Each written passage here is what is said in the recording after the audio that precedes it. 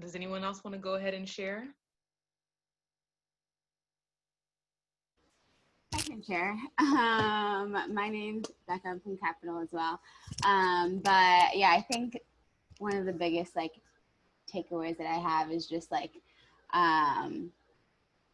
seeking to like ignore the white gaze and have my like look to like Christ's gaze. And I think it can be so easy to allow my focus to be on like what the white people think or what the people think who are in charge or who have authority or power, but instead realizing that like ultimately Christ has like the ultimate power, and fixing my gaze on him is going to allow me to minister to others better and allow myself to grow more into like his likeness. Awesome, Becca. Thank you for sharing. Well, we are going to go ahead and go into our Q&A. It'll run very similarly to how we did yesterday. If you've had any questions throughout the day or about something specific, we would love for you to ask your questions, and I will direct it to one of our leaders. And please, once again, state your name, state your campus, and turn your video on. Hi, I'm Caleb from Cheney University. So one question I kind of had yesterday was that when developing, when working with a kind of already developed movement, would it be like good to include like aspects of church stuff like praise and worship into the weekly meetings, or would that be like too much? Darnell. Yeah, that's a great question. It depends on capacity. I think that if and also focus. Like if you have the people to do that, then that's good. But ultimately, if you're a brand new movement, I typically try my darndest to keep them, to keep the main thing, which is, we want to, worship is cool, and all the good stuff, but or music is cool. I'm sorry, but I think it's worthwhile to see if we can try our best to establish people in Bible study and scriptures, and making sure that they understand, that we're here to make disciples, and so and not just that they're trying to join another church, but it depends on if you have capacity. Do you have the musicians? Do you have people who have the availability? That's is it would you be best served doing praise and worship practice? Could you be actually going out evangelizing during that time? It depends. I mean, that's kind of how I see it. I prioritize, evangelism and disciple making early on throughout, especially if we don't have the numbers yet, do that, so that we can make sure that we're getting freshmen and we're getting people plugged into the movement. I'm curious, to follow-up question, what prompted that type of question for you? I don't remember your name, the young man who just asked the question. Again, my name is Caleb. Caleb, there you go. So I've been working with our movement since my freshman year, so total of about 3 years. Initially, we started off as a crew movement, but over the time we kind of transitioned into impact, and I always thought that maybe adding the idea or that like at least one praise and worship song each meeting. I always thought that that would probably be a good aspect to include, but a lot of time like the leaders I've had over the years kind of like always kind of said like maybe try to focus on this thing, or maybe we'll find another way to put it in. I never really been, they never really said like, okay, yeah, let's do it. So I was kind of curious as to why. Was that kind of like something taboo? Was that like not what part of the plan? That's like something I always got confusion about. Okay, yeah, I was just wondering.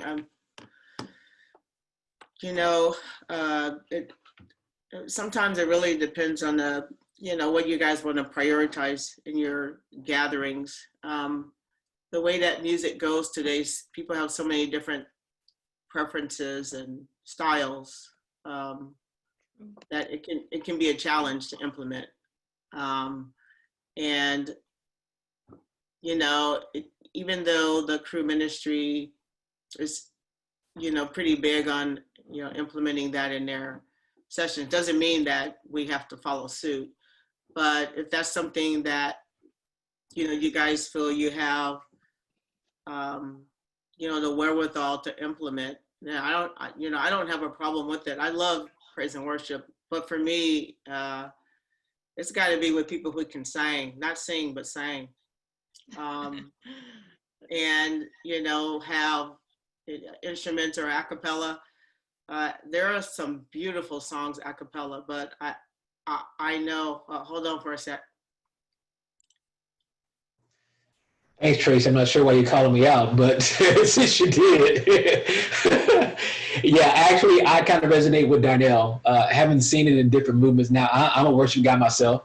But if I have to choose between having a praise team in practice versus having these praise leaders be discipled, I'm going to choose discipleship every time. Because remember, with Impact, we believe the DNA that God has called us to, these 10 core values, really being discipled, that's best transferred in small groups. It's not best transferred in large group meeting. And if we build these large group meetings, we attract a lot of people, but we don't necessarily build disciples that way. You have attendees, but you don't necessarily have disciples. And discipleship happens best in loving Christian community. So I would resonate with Darnell saying I would emphasize more the small group, and then when the capacity is there, sure, let's praise and worship. You do the whole nine. But if I got to choose, my first focus is on getting people discipled. And I know for what we did in Madison, we have a partnership with the University Gospel Choir, and they had a praise team. So we will welcome them in once a month to join us. One, because they're already rehearsing. That's a part of what they're doing. But also, you know, there's a lot of people that's part of gospel choir that's not believers that will never show up to Impact. So that for us, it was for evangelism. So we were like, I'm bringing, what we go do, we gonna invite the University Gospel Choir in our space, and they're gonna lead worship for us. And then that drew the whole choir. Well, the way the praise team was is that you had to be a believer, you had to be pursuing a relationship with Jesus. So the praise team was different, where it's like, okay, they go in. We knew that they were going to go in, but that also drew the choir to come, because it's like, well, the praise team is coming. You should come and support this praise team. So we had all these people that are coming into the space, hearing the gospel that normally wouldn't have heard it, because we invited the praise team to come enter in our space, because we didn't have the means to do it. But we knew that the praise team for the choir could. So we just utilized as an opportunity to partner with other Christian organizations to enhance our time together, but also as a way of evangelism and bringing more students into the space. Awesome. Thanks. Love it. Darnell, did you have something else to say? Yeah. I did want to just piggyback on that. I will say this, that for the first 5 years, because I'm in my 10th year with our chapter at Kent, and for the first 5-6 years, we didn't do any praise and worship because we were strategizing. We didn't have the means, we didn't have the people. And then about 3-4 years ago, we had some students come in and say, we really want to do this, and just like Keisha, it was an opportunity. People were coming who would never come to our main meetings. And so they were willing to practice on their own and stuff like that. I said, sure. We partner, because I don't know nothing about music. I don't know nothing about music. I like it, but I don't know how to conduct the choir. I don't know how to sing or nothing like that. So I connected with I contacted a local church to help send one of their their partnering one of their ministers of music to say, hey, would you be willing to help oversee this group? And he chose to, which helped strengthen our partnership with that local church. And two, we actually had a chance to actually reach people who would never come with that, and so so we do have praise and worship now. It's just student led. I don't have much. I tell them what we're doing, but they ultimately run it all. So praise and worship is not a bad thing, but again, we're a very established chapter too. We're not brand new. So but if you guys are established and you have the means, go for it, bro. And to ride that horse all the way to the barn, he talked about the church stay. One of the things that we did here locally is we actually had churches that would come. We had a different church come every month, and we called it a night of worship. And so the churches would literally take that night. They would do the worship. I mean, there would still be impact stuff, but they would do the worship. The pastor would preach, and it had a twofold purpose because it also introduced students to local churches so that they can get plugged in beyond just impact. And that went on for like 2 years, and the students loved it. Of course, the pastors loved it, and it was a great way. Again, we didn't have the capacity to do it, but it still happened.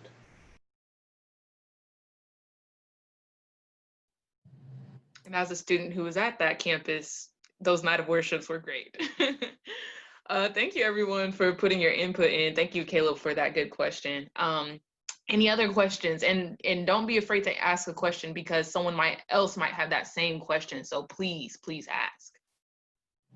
I think to just follow up what everyone else was saying in terms of worship, even if you choose not to implement that within your or organization on campus, I think it is important to teach the significance behind worship, because I think for a lot of college students, especially like freshmen when they first get on campus, it's very easy for them to proclaim like worldly or earthly things versus actually proclaiming, things that are actually beneficial to them, like the word and things like that.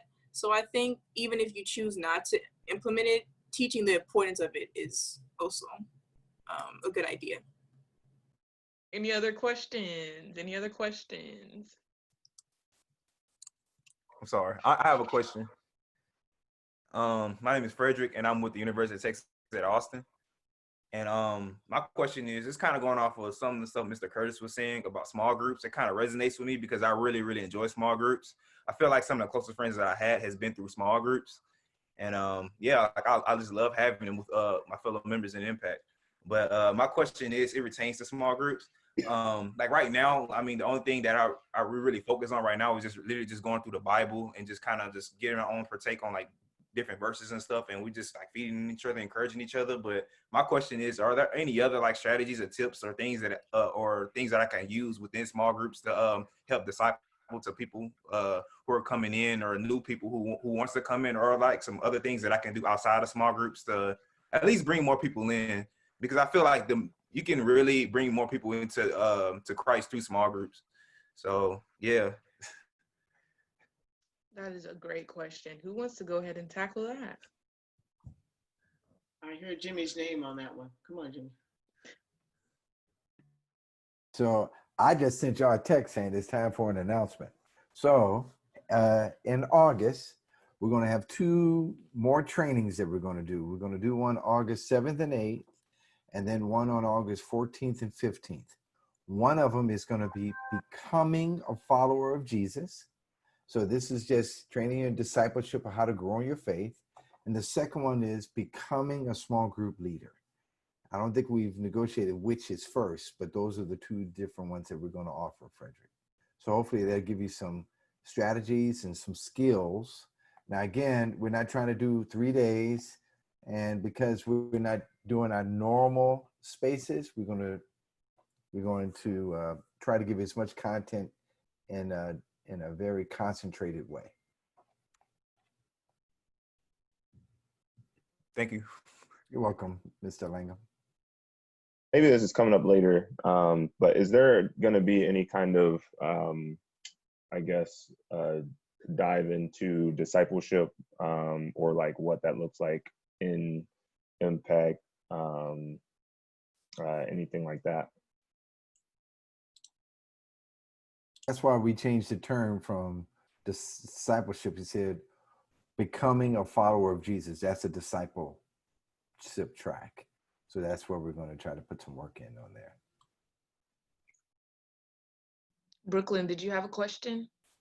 Yeah, I brought this up in our breakout session earlier, so I kind of wanted feedback from other people who didn't get a chance to hear. But how should we approach trying to start an impact chapter on campus, knowing that there's some negative connotations with crew within the Black community on campus. And so like, how should we approach kind of distinguishing that impact is different, even though, yes, there's still that partnership?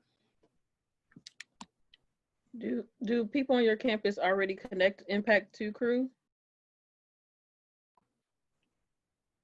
Or do they just not know about impact at all? Yeah, they don't know about impact at all. You don't even have to say that you're connected to crew. You just do impact. And do it and do it the way you've been trained to do impact. And I think that will be important. And then be intentional about about how you do certain things, and being careful about like how you partner with crew.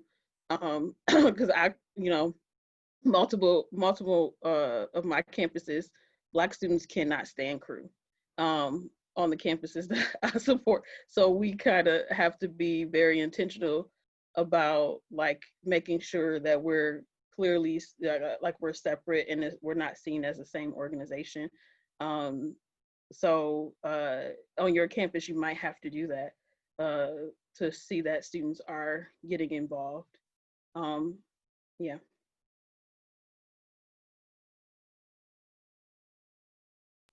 Great question. Oh, Michael? Hey everyone, Michael Chen here in Philadelphia. We heard about some of his favorite books. I want to hear from like Curtis and Tracy and Darnell, some other staff. Like, what are your favorite books in terms of what helped you understand what it means to be Black? Okay, well, definitely, man. But that hair, Mike, that hair. I'm loving that hair, man. I'm feeling you. I see you, EJ.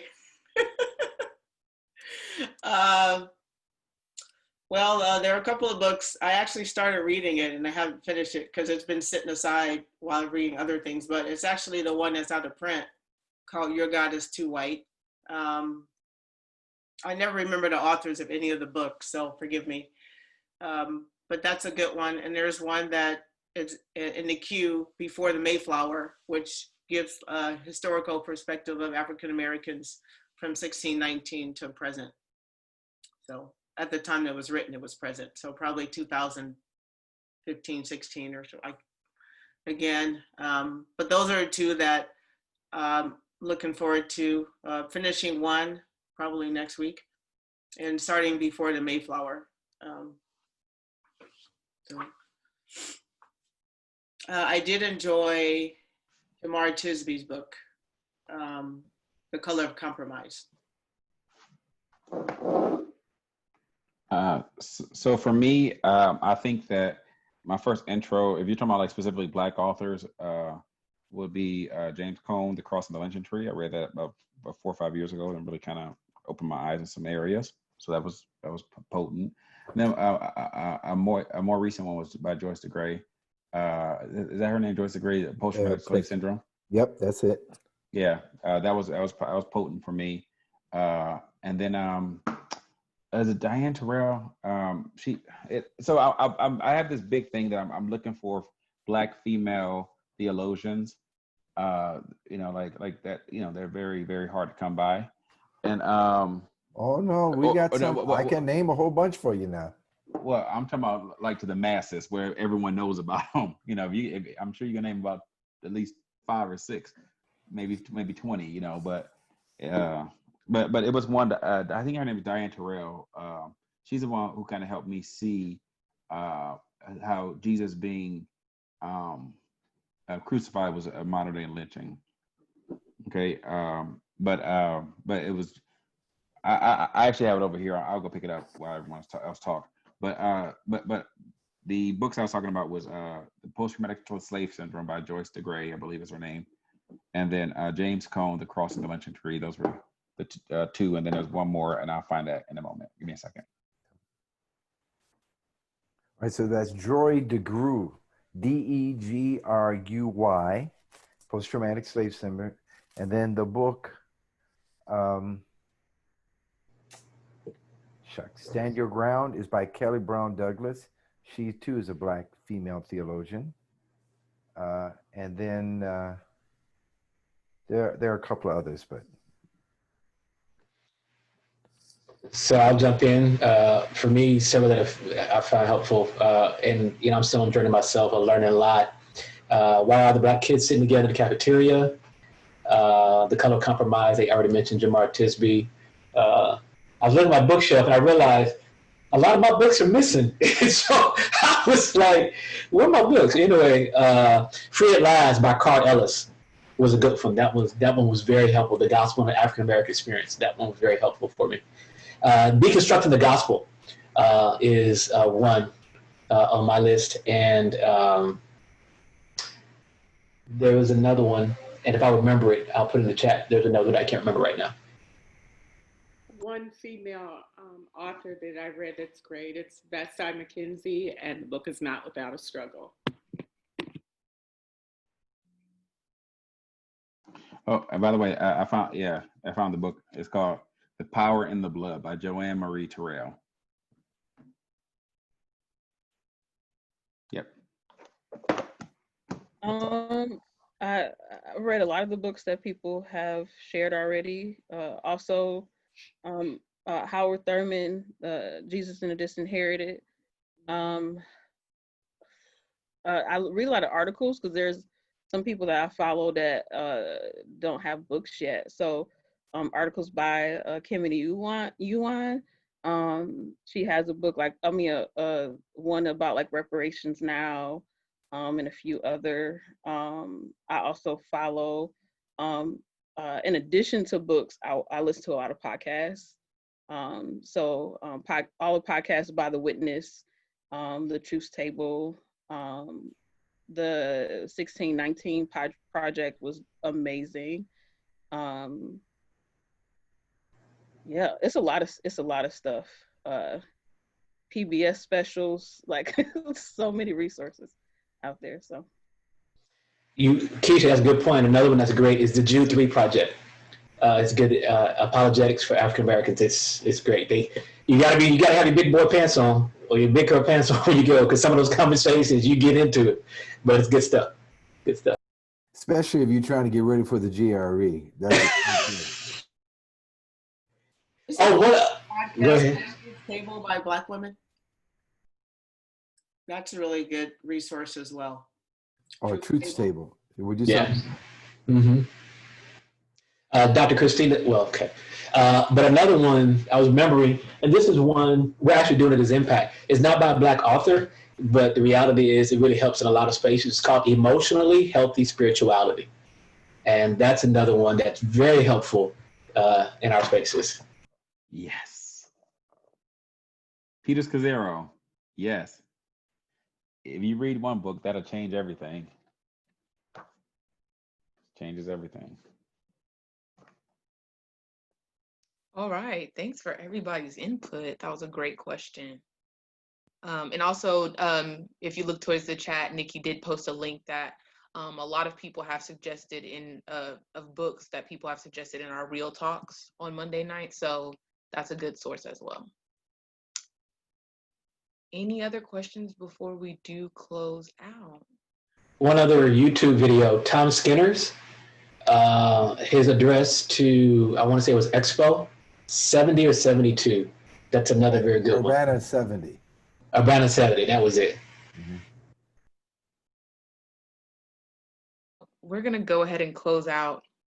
Thank you, everybody, for your questions. Thank you for everyone who answered the questions. Those were great questions and answers. So thank you guys for that.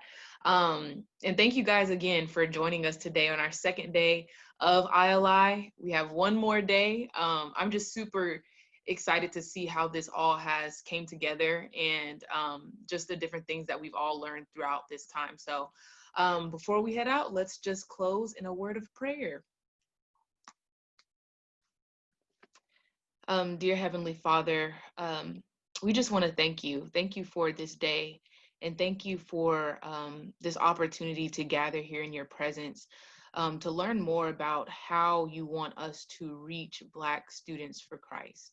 God, we thank you for each and every presenter that has come on the panel today, God. We thank you for the things that they've taught us. We thank you for using them as your vessels, God. We thank you for the different things we have learned in our general sessions as well as the breakouts.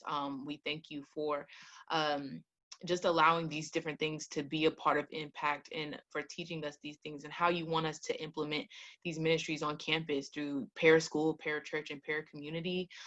We thank you for our ethnic identities, God. We thank you for the journey that it is to discover that ethnic identity and understanding that Black is beautiful, and as well as Black Lives Matter. So we thank you for those things. We thank you for every participant that has come on today. We thank you for all of our students, and we thank you for great technology across the board and just allowing us to experience this ILI virtually, God. And so we ask that everyone would have a good restful night and a good night's rest, and that we would be ready and energized and engaged for tomorrow, our last day of ILI. So these are the things we ask in your son, Jesus' name we pray. Amen.